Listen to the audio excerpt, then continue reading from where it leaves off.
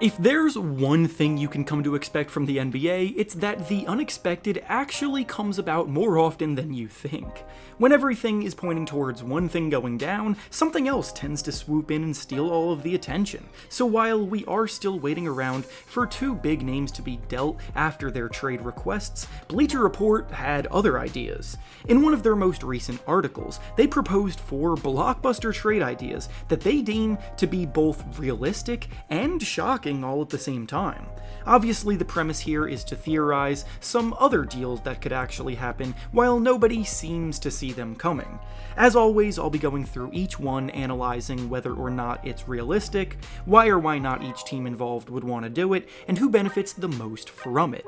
Before we start though, it turns out a good amount of you watching right now aren't even subscribed to the channel, so if you enjoy the content, consider hitting the subscribe button, as not only does it help out a ton, but I'd also very much appreciate it. Now with that being said, let's begin. The first trade from the article is between the Chicago Bulls and the Atlanta Hawks, and in it the Bulls receive Trae Young and Garrison Matthews in exchange for Lonzo Ball, Patrick Williams, Kobe White, Dalen Terry, 2 first-round picks, and a pick swap. Trae Young has been in discussions around the league for a variety of reasons this summer. One of the reasons was that he discussed on a podcast how he was snubbed from being on the Team USA FIBA team for the World Cup, and some of the other reasons that apply to that snub also apply to why he found his name in trade rumors. The Hawks seem to be stuck in limbo with mediocrity in their future, and there's been obvious clashes between Trae and the team over the last few seasons. For the Bulls, they're in a situation where they tried to put together a competitive group to compete for titles, but a few major setbacks have held them back, and the point guard position is where some of those setbacks have occurred.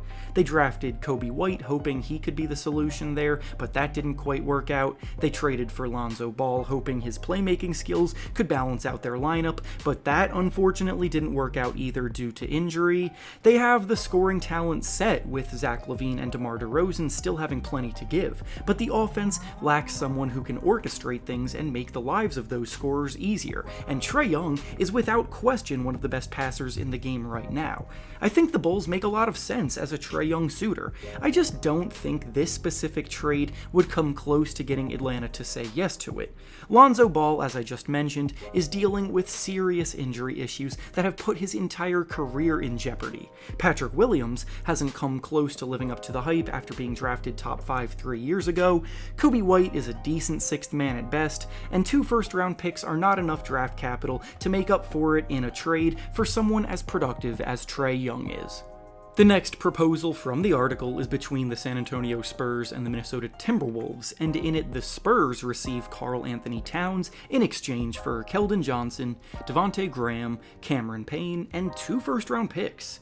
The Timberwolves are stuck at a crossroads right now, and with the summer that Anthony Edwards is having, they're probably going to start prioritizing a roster built around him sooner rather than later. Right now, there's a logjam at the center position with Towns and Rudy Gobert, and the fit was questionable between those two from the jump.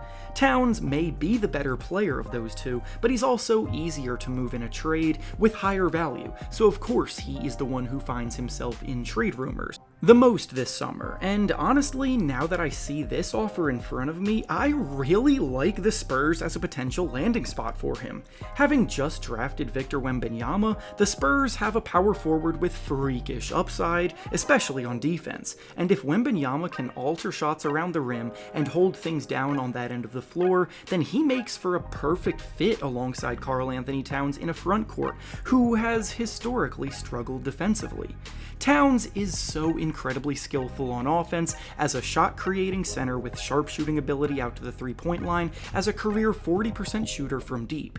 Towns needs an elite defender alongside him, which Wembanyama can be, and under the coaching of Greg Popovich, he could find his game being taken to another level. Even for the Timberwolves, this trade gives them a much more balanced roster, with Keldon Johnson giving them another talented scoring wing, coming off of a 22-point-per-game season, and Devontae Graham and Cam Payne can both be good depth pieces at the point guard position to go behind an aging Mike Conley. They would maybe need one more draft pick included to get this deal over the line, but I think there's something there with this one for sure.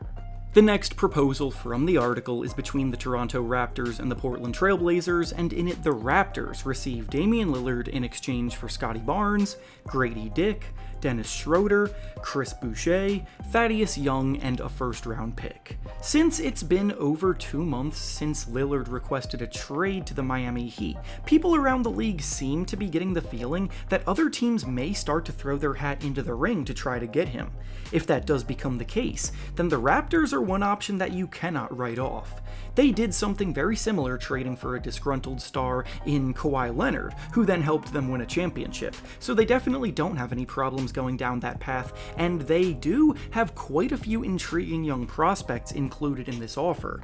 Scottie Barnes was the league's Rookie of the Year 2 seasons ago, and even though he didn't take much of a leap in year 2, he still has obvious potential. He has all of the makings of an elite defender, he's a skillful forward with good court vision and passing talent, he just needs to continue to progress as a scorer. Grady Dick is a lottery pick from this year's draft who is coming into the league expected to be a lethal perimeter shooter. I think the Raptors have the assets to get the Blazers' attention, and this package of players is definitely one worth considering. The issue is that one first-round pick is nowhere close to enough in a trade for someone as good as Damian Lillard.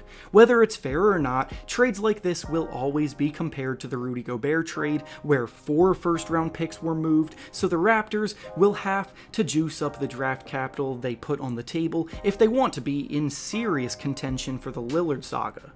And finally, the last trade from the article is a simple 1-for-1 swap between the Philadelphia 76ers and the Dallas Mavericks, trading James Harden for Kyrie Irving.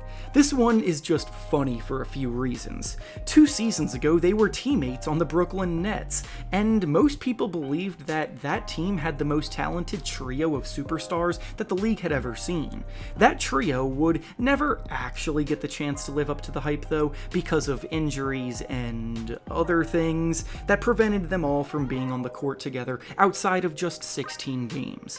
Now they've both found new homes, but James is once again not happy, so here we are.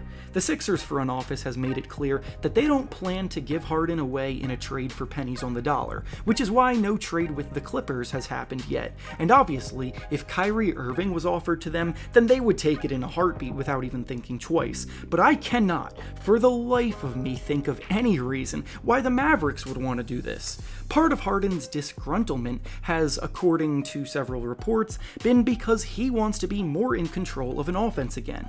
That sure as hell is not happening by playing alongside Luka Doncic, who has an equally high usage rate as Joel Embiid and absolutely controls the team's offense. He and Harden are similar in many ways, and both have been criticized for their work off the ball, so it's just not a pairing that I think makes any sense. And with that being said, that's all I have for you today. Make sure to like the video, subscribe to the channel, and comment down below what you think about these hypothetical trades. Thanks for watching, and I'll see you all next time.